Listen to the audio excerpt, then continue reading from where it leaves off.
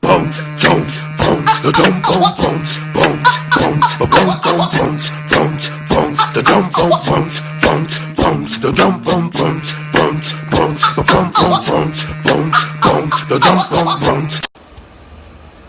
Hey guys, very good afternoon, good evening, good morning, wherever you are. Very good, greetings from the school of Rockstars. Today we are going to interview Tony Moze. So he's just like a water. If you give him a word, he just flows like a water, flows with that word. He's a rapper, he's an entertainer, he's a passion promoter, whatnot. He's an entrepreneur, he's a rhyming book reviewer. He also served in US Army. So recently he got a chance, he also attended Evans workshop in Canada. So we would like to know more about him, his story and his passion. Let's get started. He is in the house. So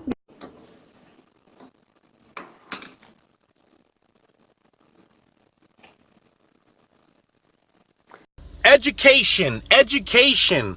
Let's talk about this for a better nation.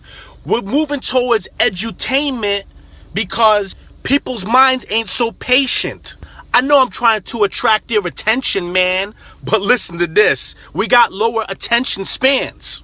So the education system needs to stop this ritual. Stop doing what they always seen as traditional. We have to leave the education 6 feet under. Rest in peace. Let's leave it in mourning. I'm tired of having to learn from teachers who are so boring. Like, for instance, I had a teacher who would read out of a book and never even think of anything else to keep us hooked. While on the other hand, I had a history professor, I knew she was smart. She would make it mentally stimulating using music and art. Fools, listen. My prediction, we're going to a new school system. Waiting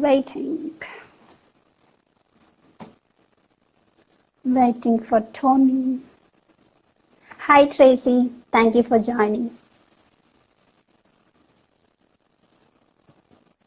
I can't hear you, Tony.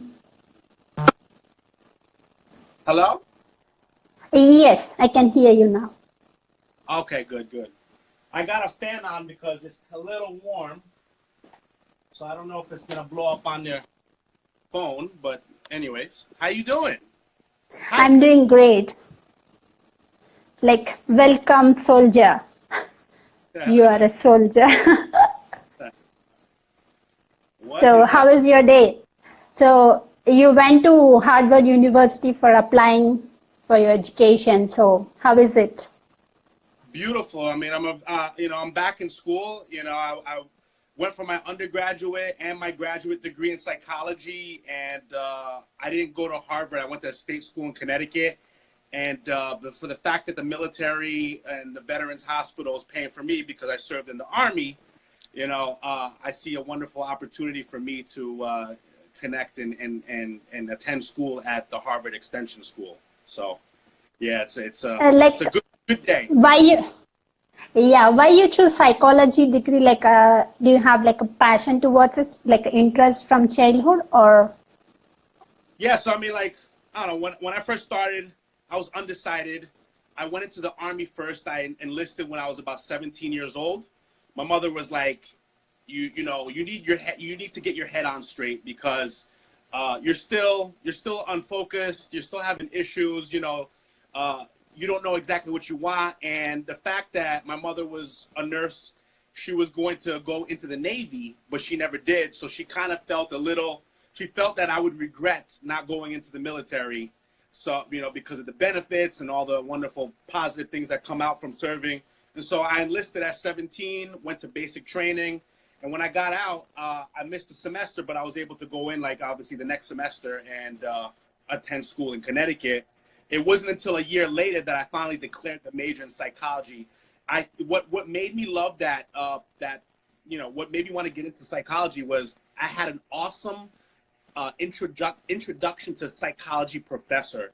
Her name was Maria LaPorte. She was awesome. Like the way she taught it.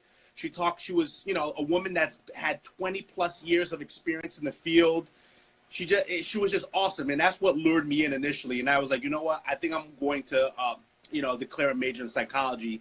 And as I got into psychology, I was, you know, involved in organizations. You know, I was part of the Connecticut Psychological Association, American Psychological Association. I was in a psychology club. So I was always affiliating myself in the community. I was also, I was also doing internships, working with all different ages of people. So as I started getting more and more in the field, even as a student, and like read from academic, you know, academia up to professional, I just, like, my love for it started coming in more, and I fell in love with it, you know? I fell in love with psychology.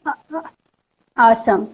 And like, I just want to know how you get into what you are doing right now. Like, because you served in army, so after that you choose rapping, and you choose YouTube, and you choose like I want to be a entrepreneur. So what is your journey? Yeah.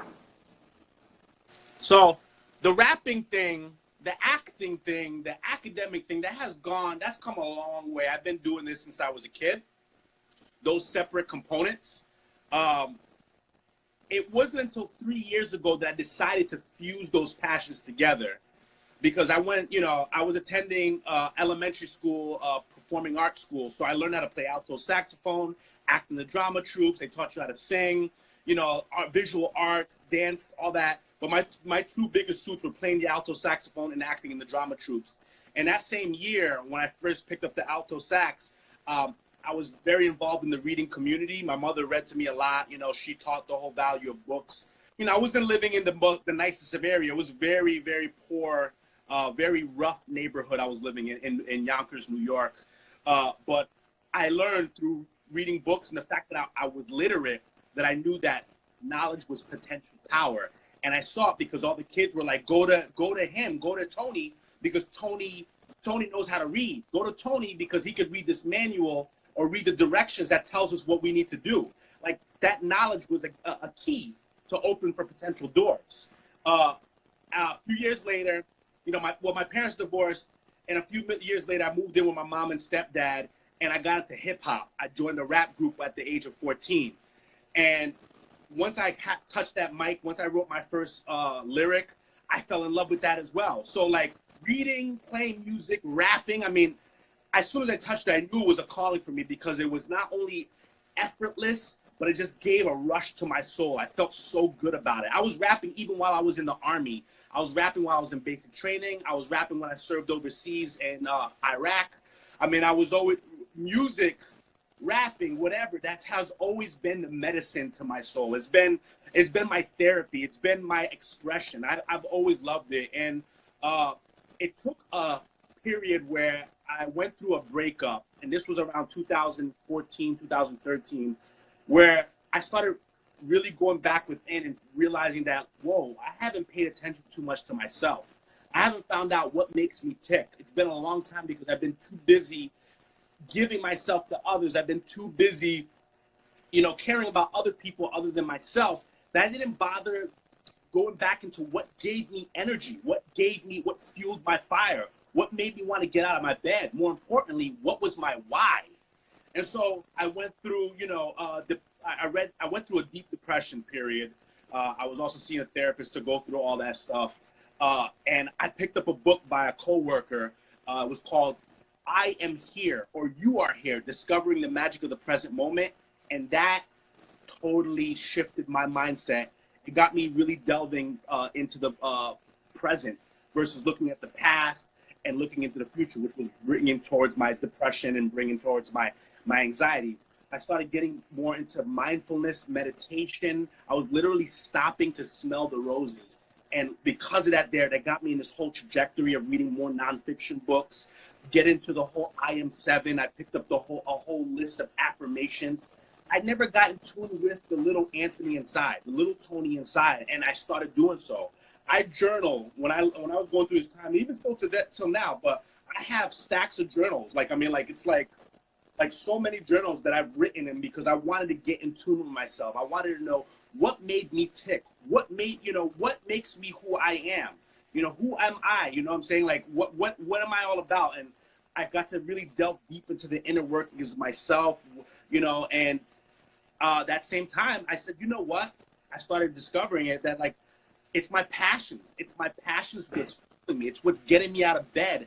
I feel more positive about the things that I love doing. Like, passion, I'm all about going back within, going back into the heart of things. And home is where the heart is, and passion is where it is. Passion is from the heart. It's being really true to yourself, authentic with what you want in life. Who do you want to be around? I was around a lot of bad people. I was around a lot of people who were getting in trouble with the law. They were involved in drugs. They weren't really doing anything to help themselves. But here I am. I'm trying to always do better, always improve, always keep moving up and helping others and giving my positivity to the world. But I was hanging around people and hanging out in an environment that was throwing water on that fire, that passion that I had inside to help people, to do the things that I really, truly love doing.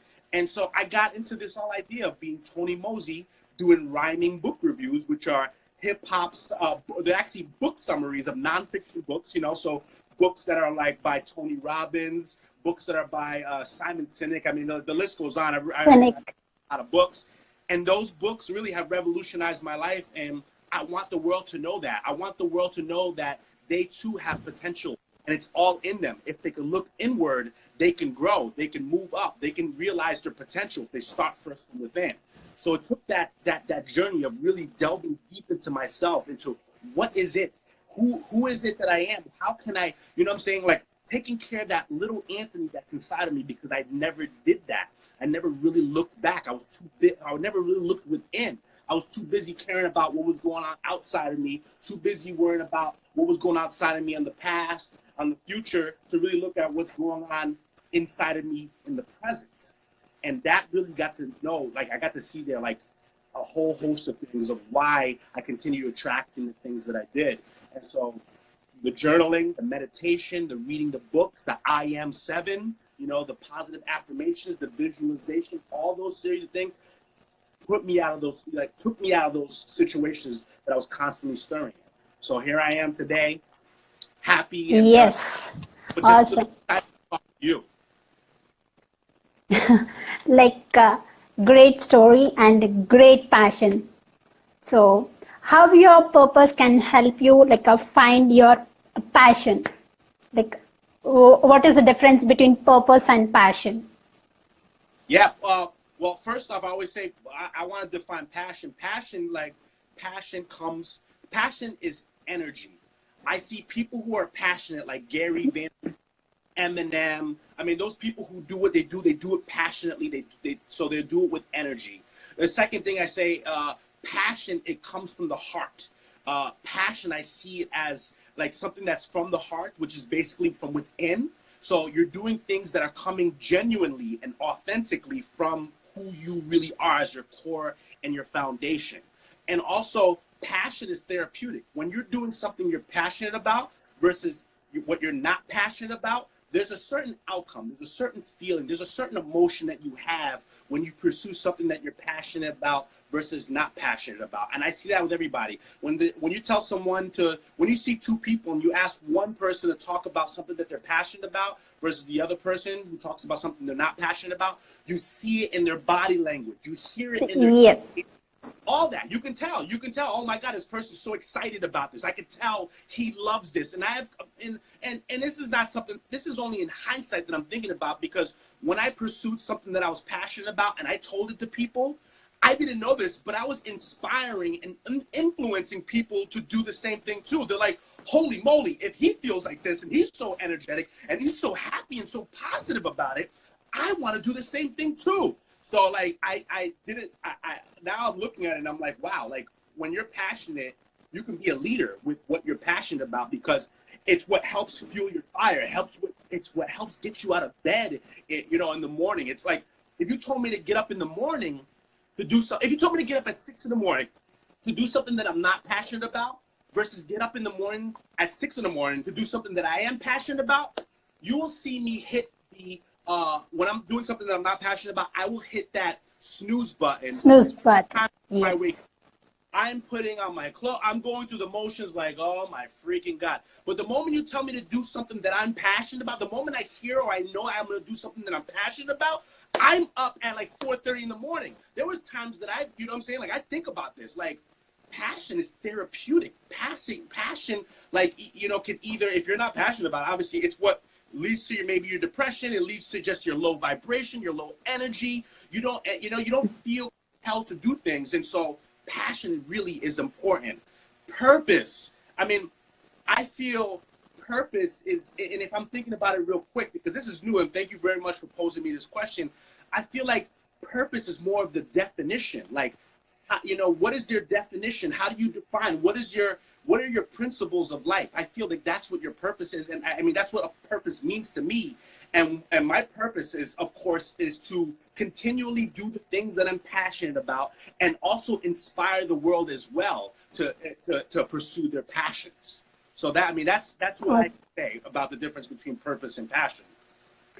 Like some people will have passion and also like they want to do some some impact to the world, but they don't know how to do it. Like what you tell to that kind of people. Well, okay. Once again, repeat that again. Like some of the people have like a passion and energy in them. Like I want to do something, and I want to create a legacy, but they don't know how to do it. And they don't know how to do it. Like in regards to what? What do you mean by that? Regards the process, like how to approach if we take somebody wants to be a rapper, but they have that passion within themselves, but they don't know how to do it. Like they need some guidance or they need some push from outside. So what for that kind of people, what you tell?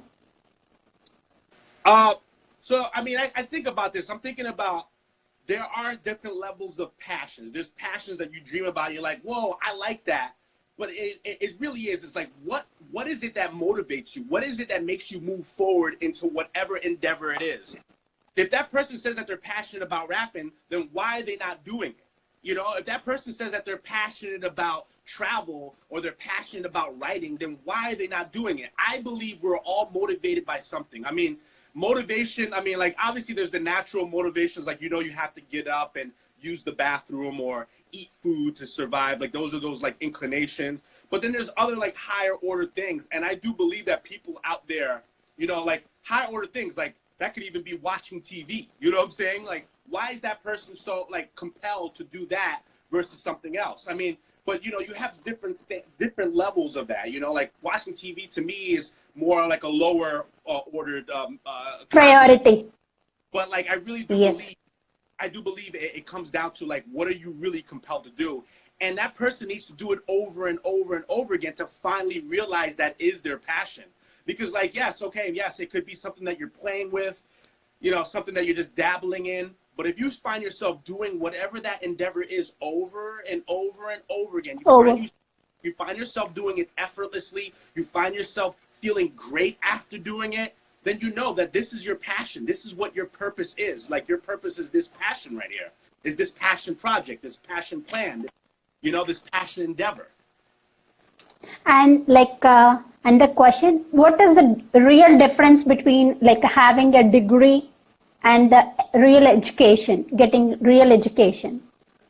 Yeah, I like this question. This is awesome. You know, I've been to school since I was 3 years old, and I got a bachelor's and a master's degree. And the one thing I notice is that education in the traditional sense only gets you so far. You know, it's what you do outside the classroom, you know, whether it's online, the classroom you have to take to an institution or, you know, some certificate course, or, you know, it's what you do outside of that. That is a true education. I'm always trying to learn. I'm always asking questions. Traveling is a way to educate yourself. You know, reading books that are not even assigned to you by the institution, is education. Also, meditation is also education from within, because you are starting to get that knowledge of who it is that you are inside, and you get to realize that potential inside of you. I mean, education's all around us, and you're never, as long as you're alive, you're always going to learn. Even the person I'm thinking of right now, the person who sits at home watching TV, he or she is getting educated.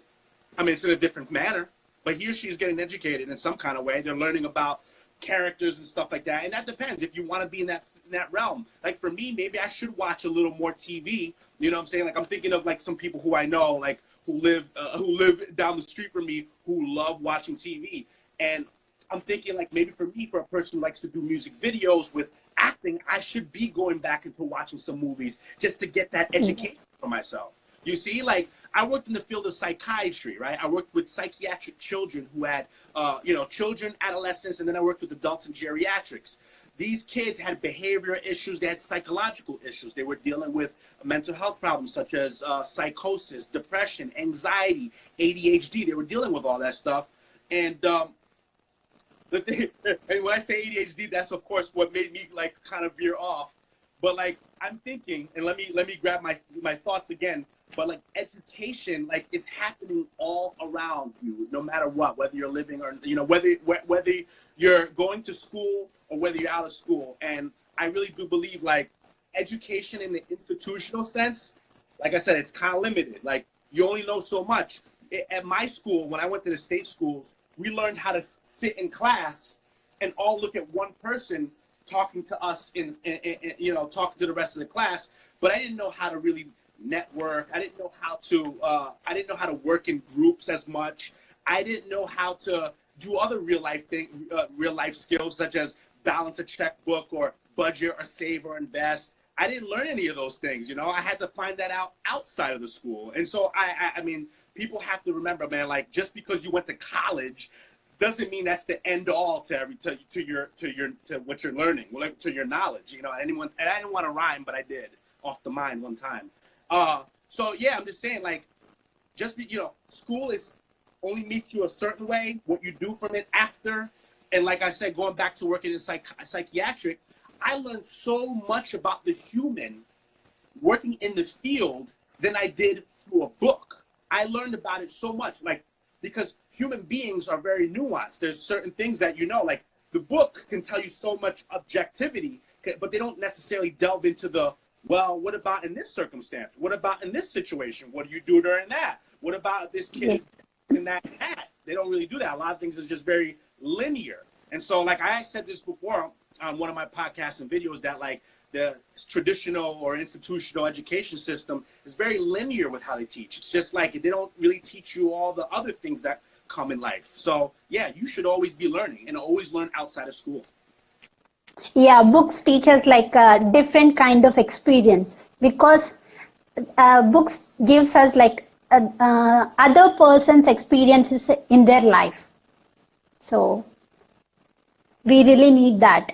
So yeah. What is your morning routine? My what?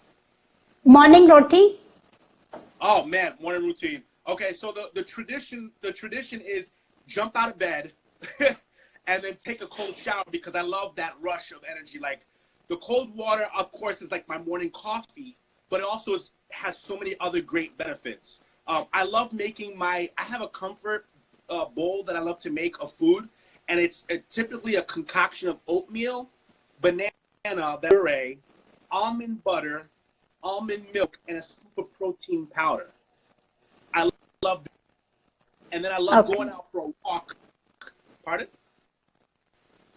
No. And then And then I love going out for a walk because I remember interviewing this guy. He wrote the book called Get Up, Why Your Chair is Killing You and What You Should Do About It. His name is Dr. James A. Levine. He's an obesity expert and, of course, a doctor at the Mayo Clinic in Arizona, United States of America. And he talks about why the chair is the second worst thing to smoking cigarettes. And here I am at my place. I don't sit. I don't have a chair. I like to stand. And then whenever I get a chance to, I love to stand or walk. More importantly, I love walking. And so, like walking, especially after eating a bowl of oatmeal with such amount of nutrients, I like to be able to walk it off, burn the calories, get my mind moving, think about life, being present, feeling the nature, feeling the wind and everything like that. And then once I finish that, get back to my notebook, write down my list of goals and to-dos for the day, and then just get working at it, of course, with breaks. Awesome. In every 24 hours, we can either break our day or we can make our life. So we can make our life or break our life, just in 24 hours. Like, how do you schedule your 24 hours? How many hours you work?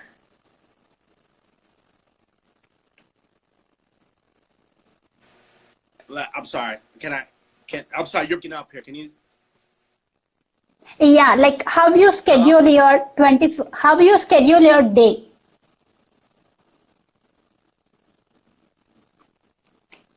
How do I schedule my 24 hours? Yes. Okay, good. Yeah, because I heard that. Okay. So I like to do, nowadays I'm trying to do everything like focused. So meaning like Tuesdays be my podcast days where I do a whole bunch of podcasts and as much as I can at least a day. And then like Wednesday would be maybe my editing days for video, and then Thursday, so like I try to keep everything pretty much concentrated and focused and organized, because I do notice I had a plan where I was like, all right, I'm gonna do thumbnail images, and then I'm gonna do YouTube video, and then I'm gonna do podcast, and then I'm gonna do Instagram. I ended up going all over the place, and granted I got stuff like finished, I was trudging through it, like really burnt out. And so I like the whole idea. I learned, of course, thanks to Evan Carmichael. He's a wonderful mentor of mine. I learned from him, of course, through a workshop and also a mentorship, that instead of taking all these different various things, organize them for days. So Tuesday, my podcast days, where I just do audio. Wednesday, I do my video editing so I can put on YouTube or wherever else. And Thursday, so it's concentrated like that, and therefore it makes me more productive, obviously less burnt out and less stressed. It just helps so much more advantageously. And how I break up my days is, of course, in the morning, I eat, take a walk, whatever. I try to do like 25 push-ups a day, because 21 push-ups, there's a veteran suicide, not hotline. Well, there's a hotline, but there's also a veteran suicide awareness for the veterans who commit suicide from either serving overseas and in the war conflict and whatever. And the requirement every day is to do 21 push-ups for 365 days. And that's supposed to be like in commemoration, in honor of the men and women who've committed suicide in the military. So I try to actually do 25 push-ups. At least I try to do 25 push-ups a day and walk. And I try to break up, I noticed that I'll stand in one place for maybe 2 or 3 hours. It's not necessarily good for you when you're stationary. Anything, whether it's sitting or standing, it's not good for you. It's for me, who I'm flat-footed, it's hurting my feet and all that stuff like that. So I know I have to walk, whether in place or take a walk outside. But I try to schedule my time and put in some walks, some breaks, a chance to eat, a chance to meditate. I make sure I try to meditate at least 5 minutes a day. Do positive the binaural beats that's on YouTube. By the way, people, if you guys are listening, YouTube is the best place for free content. Like, if you want to learn how to meditate for the first time, there's somebody you can put in your ears who will guide you for free on how to meditate and what to breathe in, when to breathe in and when to breathe out, what to visualize and all that stuff like that. There's also affirmation channels where you recite with somebody else affirmations for the day. There's also audio books that are for free on YouTube. So I love YouTube. So if anyone's on a budget, they don't have money, go to YouTube. So I utilize, what I'm saying? I believe in YouTube. I think, when I do these things too, I like to keep the person who doesn't have as much money in hand, because a lot of people think of this as Whole Foods. People think Whole Foods, like everything.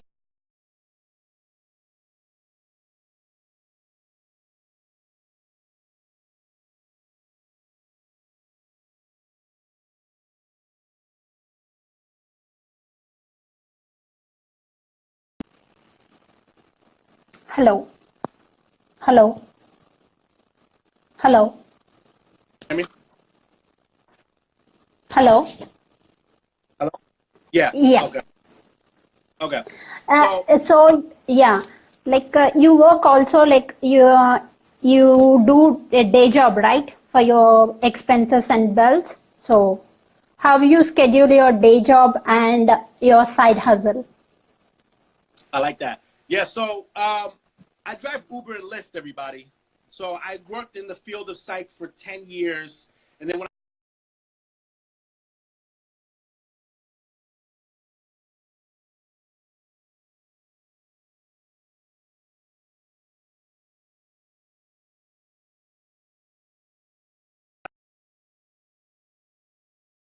hello. Yeah. Oh, what's up, Mohammed Droman? How you doing? Plus one tutorials. How you doing? Um, so yeah, after I got my master's, I worked as a social worker, and that was the straw that broke the camel's back. I didn't want to work in social work, or at least in those respective fields. And so I found Uber and Lyft, and it's crazy, guys, that I'm making more money driving Uber and Lyft than with these master's and bachelor's degrees that I have in that field. Uh, you don't make as much money in the field of mental health, depending on what you get into. If it's federal, maybe state, but if you work for any like private organization, you're not making much money.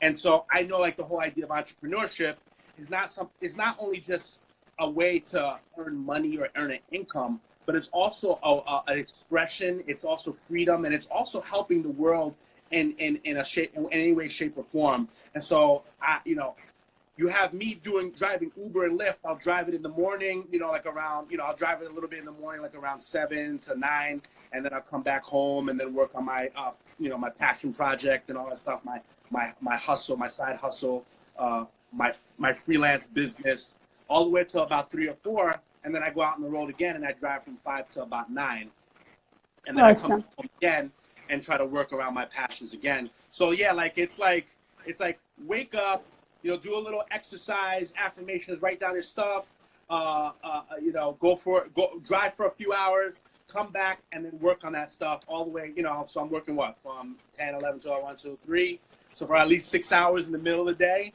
and then I try to put in 2 more hours at the end of the night, and then just repeat. Like, what is the best thing you learned in US Army, and like, so can you tell about that experience? Yeah, the US, yeah. the Army taught me to keep going. Like, Okay. don't give up. Just keep going. Like, that's the one thing I love about that. Like, persevere. Like, keep going. Like, no matter what you're encountering, just keep going. Adapt. Learn how to adapt on the move. Pivot. All that stuff like that. Be coachable, because you have to learn. Like, you don't know everything. I don't know everything. I'm still in the, I'm gonna keep that mentality till I'm as elderly and on my deathbed, like the famous philosopher Socrates said. He said, "There's one thing I know, and that is I know nothing." And that makes me always open-minded. That always makes me want to learn, because the thing is, I could easily be like a lot of people and say, I went to college. You don't need to tell me anything. I'm this years old, so I know enough. I don't need to know anything else from you. No, I want to continually have a baby mind. When I went to Harvard today, and of course I go to the other universities.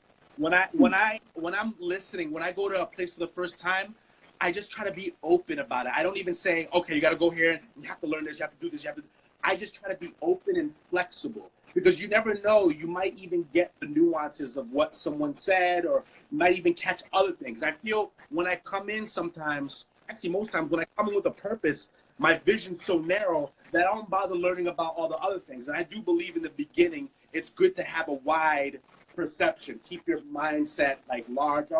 Keep your awareness large and wide, and then eventually focus down. So, like I say, people should always be learning, always having a baby, have an infant mind, meaning just have that sensory image, how's the lights in this building? What are the staff like? What's the culture of people here? Are they friendly? Are they easy to talk to? Who to go to? Who's the more competent one out of everyone in the office?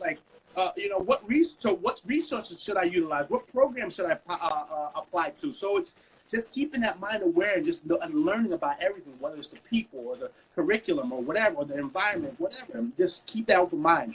But I'll tell you, man, keep persevering, keep going, because when I was in graduate school, for a 2-year program, it took me 6 years. It took me 6 years to finish the master's program. And quite easily, I wanted to quit and just drop out. I wanted to drop out of school. But I was so close to the finish line that if I did drop out, I would have been so dumb. That would have been the dumbest move. So I just keep going. I had a really tough person I was working with. She was my thesis advisor. Of course, I don't want to say the name, but whoever people wants to do research or whatever, I don't know if that could ever happen.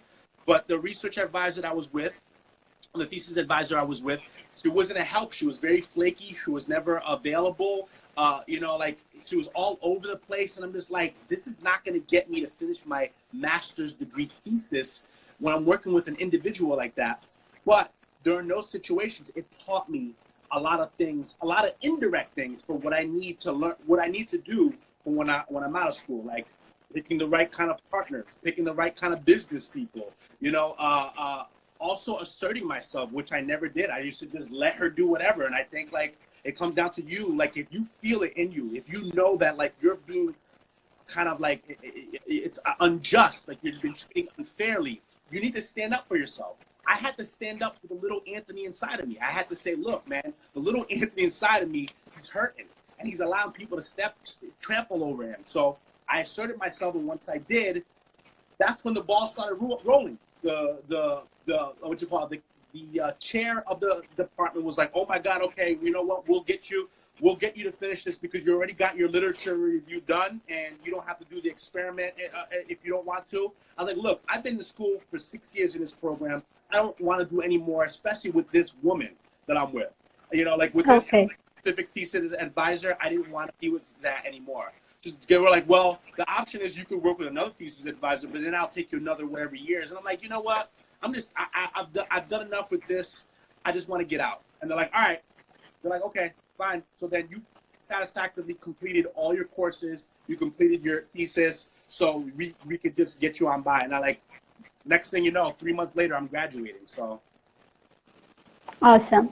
Like, how you stop you from distractions? How you keep away from your distractions? Because I think for me, I had to figure this out through concentrated work, like an organization and meditation. And then awesome. once again, I rhymed again, everybody. Organization and meditation. This is good for the nation.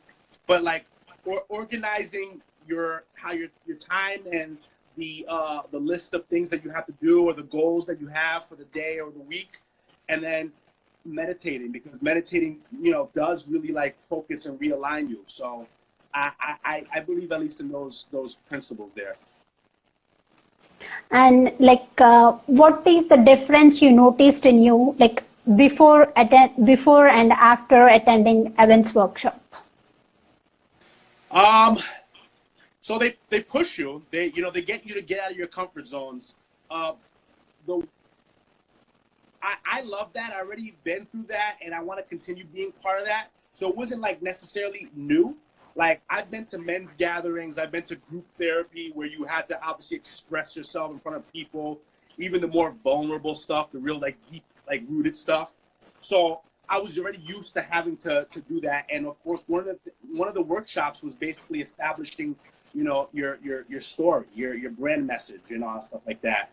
And breaking down and really telling people like exactly who it is about you, because people relate to you more when you tell a story that's really deep and down to your core foundation. A lot of people miss that. A lot of people don't see that how important it is to tell your story and be truthful to it. A lot of people go, well, I don't want to talk about all this. Well, you don't have to get to that point. I think it just starts with little things in increments. Like you could reveal at least one thing about yourself today, you know what I'm saying? Like, but it really gets you to not only grow within, but it also gets people to bond more to you, your brand, your business, your idea, your book, whatever. It's like people want that transparency, like especially now than ever. 2018, like, in the age of there's more loneliness and separation through social media, no offense. People want to have that connection of some sort.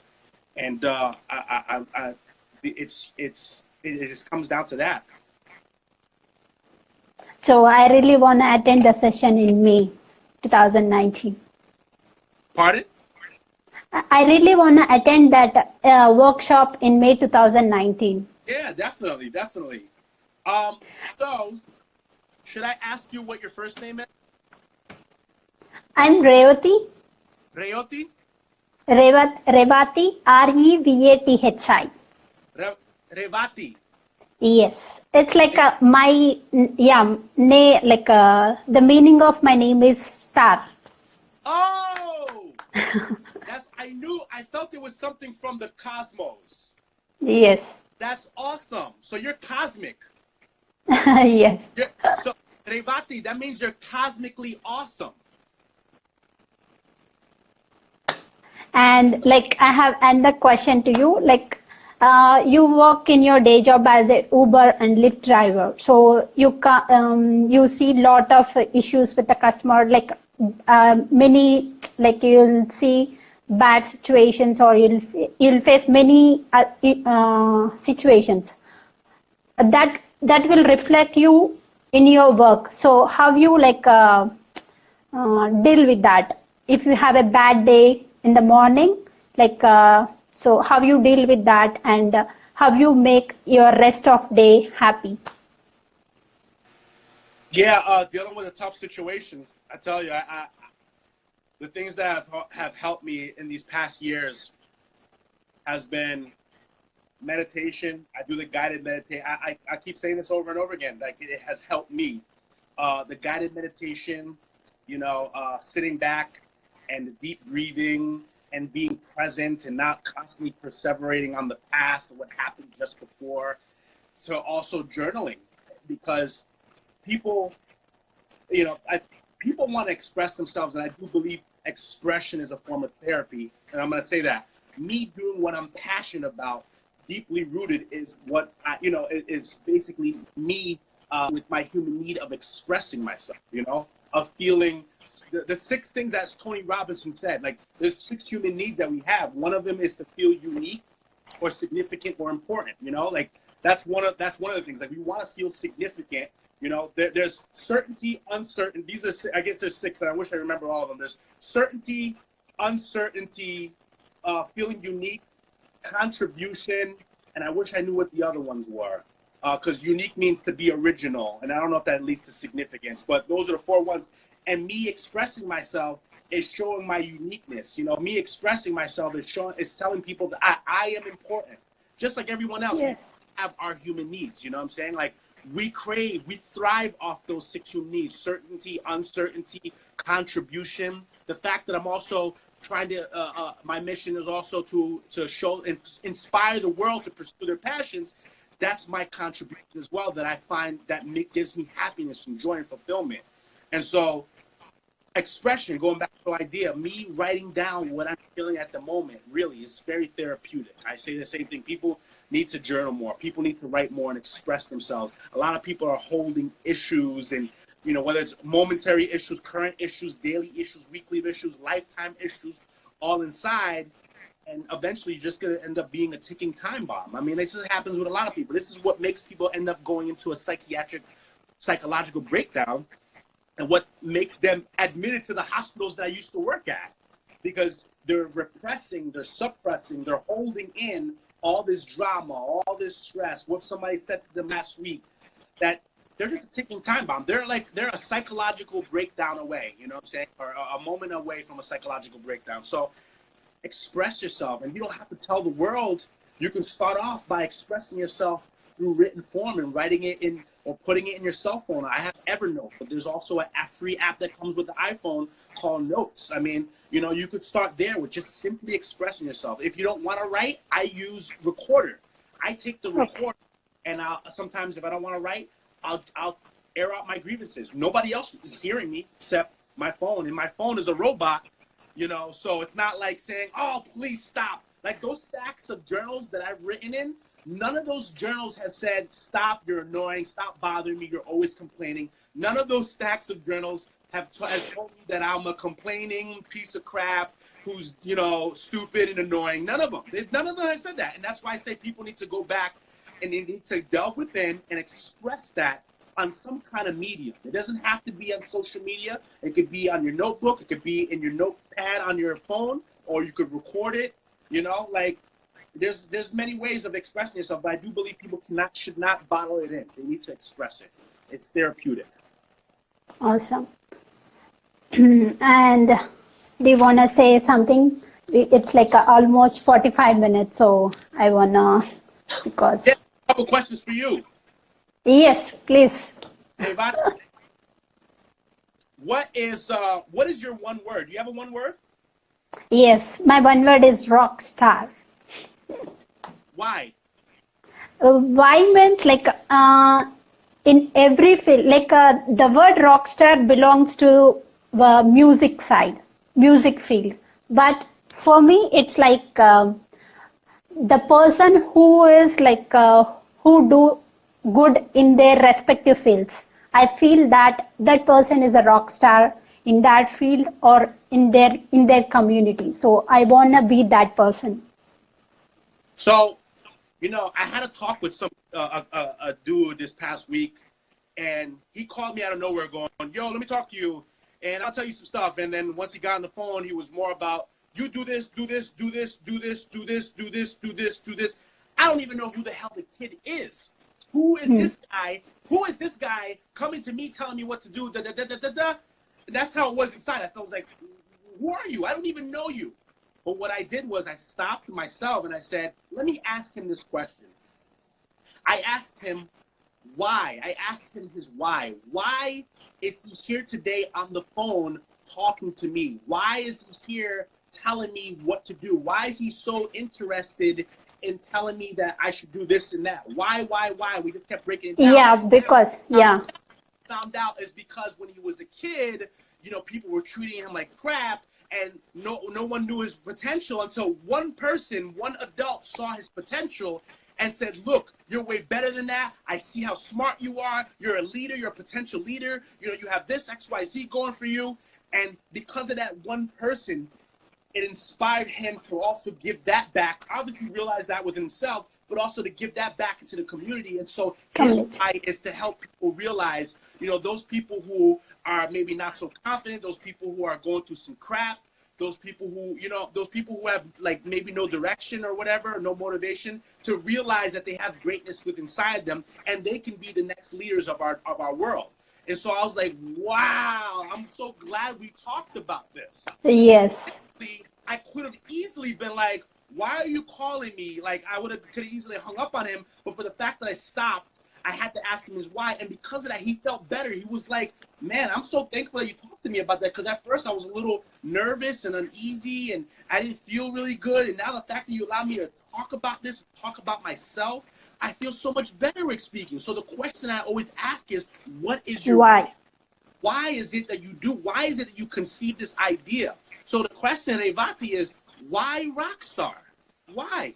Why did you? Yeah, because like the place where I come from in India, like in India, like all over, we don't have like equal rights for girl and boy. They treat them separately. So if you wanna go to school, like in a family, they have like a boy and girl. They give more importance to boy. So that's why like I wanna create some education to the girls. So that's my passion. So you want to inspire. I'm not like, once again, I'm just reiterating what you said, so I know that I'm right. I mean, not right. So that I know that I'm clear with what I'm hearing. Yes. You want to inspire girls to know that they too are rock stars. Yes, exactly. Not only girls, like, because, yes.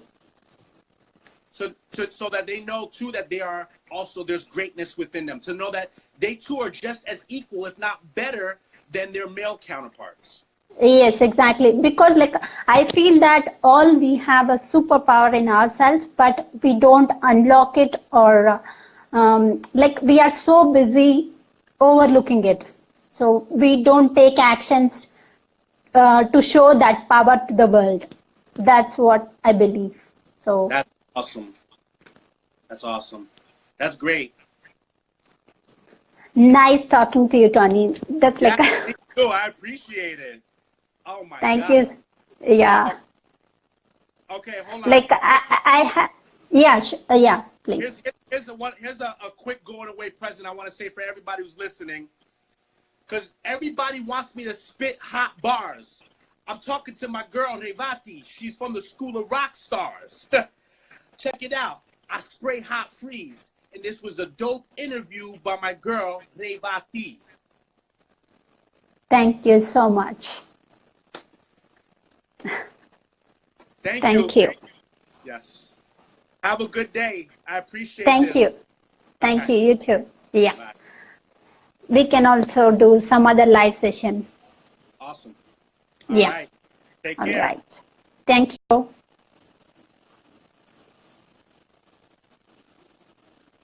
I'm doing this post because I feel I'm on the fence. This is about practice, competence, and confidence. I'll spit dope raps that have you sever your head with. This post was inspired by Evan and Edwin. So you know you gotta listen, cause you know I'm hot with spitting. This is a freestyle rhyme, yo, you know it's not a written. People who practice, you know I'm never dissing, cause people who practice are always in repetition. It's about doing it over and over again. Do it to mom, do it to dad, and over to friends. And when you keep practicing, you get better and better. Every time you practice, you get clever and clever. So fuck the critics, fuck the hating. Yo, their thinking will smother. It's more about you doing and saying fuck the opinion of others. Guys, quick message. I want you guys to keep doing, keep practicing. You're always going to get better anyways. Because remember, competence leads to confidence.